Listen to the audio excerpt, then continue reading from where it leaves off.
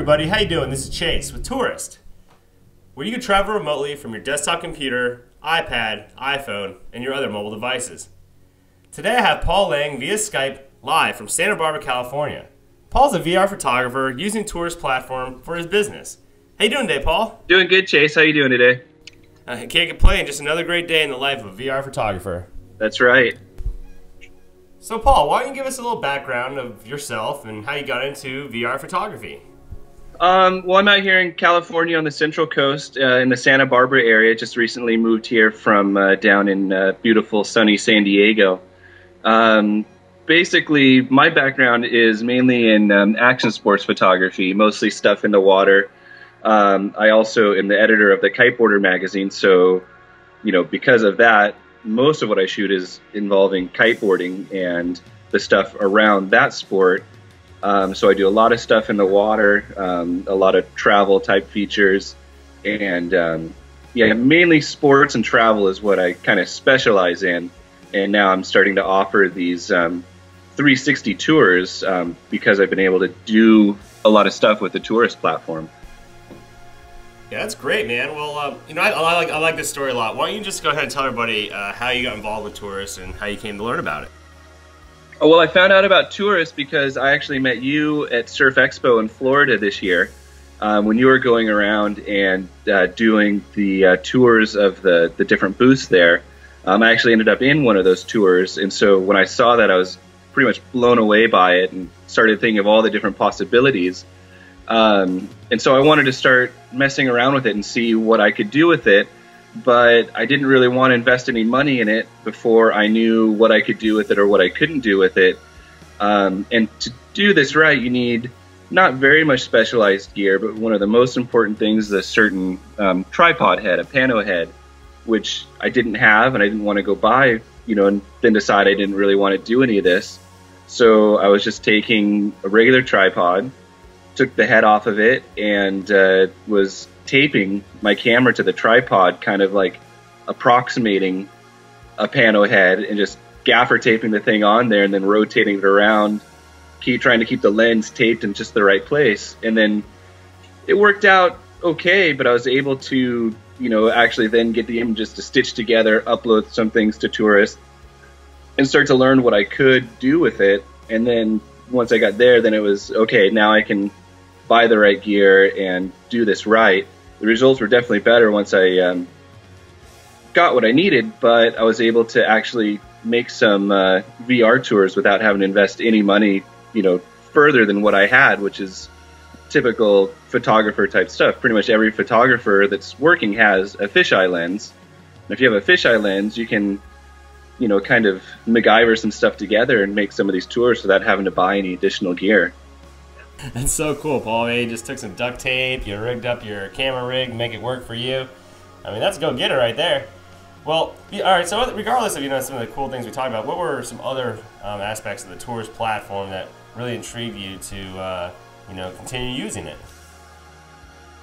First of all, it's easy. It was not difficult to figure out to get tours uploaded and to have the platform work for me.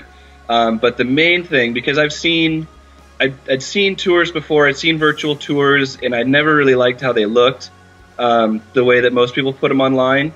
What really stands out about the TourWrist platform is the app, the mobile app, where you can show people the tours or have them look at the tours on their iPhone or iPad.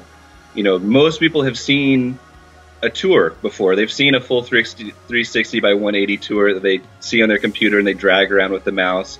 But what people haven't seen and what completely blows them away is being able to move their iPhone or their iPad around and see that scene like they're looking through a window. That blew me away when I saw it. It still blows me away when I look at tours that way. And everybody you show that to is just immediately blown away and basically wants to figure out how they can use that. Yeah, Paul, you're right. I mean, there's no doubt there's a wow factor when it comes to showing people these on iPads, on their iPhone, and any mobile device, in that matter of fact. But yeah, just the fact that they can look through the device in a window aspect and really immerse themselves anywhere around the world. directly from where they're sitting. Could be on their couch at home, could be at work, could be on vacation looking for a hot spot to go check out. And you're right. I mean, people really get excited about it. Right. Yeah, and they're really excited about that because it is very easy to share. So it's very easy for people to just grab the link, from TourWrist and put it on Facebook, or click the button to automatically do that, or automatically share it on Twitter. There's also, people are excited about the ability to embed the tour. So they are then able to get, basically this window into their business and put it wherever they want, whether they want to put it on their Facebook page, on like some kind of welcome page on their Facebook page, or on their homepage for their business. That's something that people haven't seen before. People are used to seeing these tours in like some little funky window on a website that they have to click on, and then it's like, open some plugin in your browser usually, or you got to have QuickTime or something like that for the older ones. And so it's new, it's easy, and it has lots of easy ways to share. And so people are familiar with embedding now because of YouTube, and so it's a really easy concept for them to get.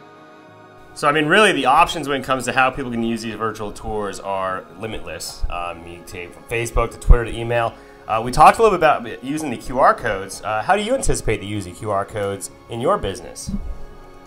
Well, since I'm kind of on both ends of it, where we make a print magazine, we do a lot of digital stuff, we also make a print magazine, we're always looking for tie-ins to go from print to digital. And so with TourWrist, what we can do is upload a tour from a location that's going to be in a featured story. That story is going to have a QR code so that people will be reading the story. It'll have a QR code that says, you want to see what this really looks like? Scan this code. People can scan that code with their iPhone, and it's like, bam, they're there. They've got a window into the world that they're reading about. So it's a really good tie-in for us to be able to offer something digitally, but in print, and it kind of bridges that gap that everybody's trying to do. Wow, that's pretty exciting, Paul, and very creative to say the least. I will keep my eyes out open for the new kiteboarder and look for those QR codes. With that being said, would you recommend the TourWrist platform to any photographer that has already existing virtual content and is looking to repurpose it? And secondly, would you recommend it to somebody looking to get into virtual photography, and maybe what kind of words of advice would you have for those individuals? Yeah, absolutely. I absolutely recommend it because it's been really easy for me to use. It's been something that my clients are the ones that I've introduced them to it. They're very excited about it. And so it makes my job of selling something easier, because now this is one more thing that I can sell, that I can offer. And it's not that much more work on my end. It wasn't like I had to invest a lot of money to find out that this is something I couldn't sell. It was a minimal investment on my part. It was easy to figure out how to do it. It's not that much time and effort to actually do a tour. So it's one more thing you can package up and sell to businesses. I highly recommend it. For people that are interested but haven't done this before, I just say, go out and try it. The different stitching programs you can use to actually create the panorama from your stills, they have demo versions. And this is what I did when I wanted to figure out how to do it. I didn't want to buy software to find out I didn't know how to use it, or I didn't want to be able to offer that. So I just downloaded the demo version. Took my tripod out, taped my camera to it, took photos, figured out how many photos I needed to take for my setup, used the demo software to stitch it together, uploaded it to TourWrist, and figured out I could do it. And then at that step, take the next step, and bought the right gear and made it happen. And real quick, Paul, how much did it cost you to upload to the TourWrist platform? It cost me absolutely nothing to upload to TourWrist. You can't go wrong with that. And there you have it, ladies and gentlemen. Paul Lang, international VR photographer from Santa Barbara, California. All right. Thank you, Chase. To see more of Paul's work, visit paullangphotography.com. And don't forget to check out TourWrist.com for all your virtual tour and hosting needs, where today you can upload your own virtual content for free and immerse your clients in a brand new world. Don't forget to check out our free iPhone app, and also stay tuned for more great tips on how to enhance your virtual business with this great platform.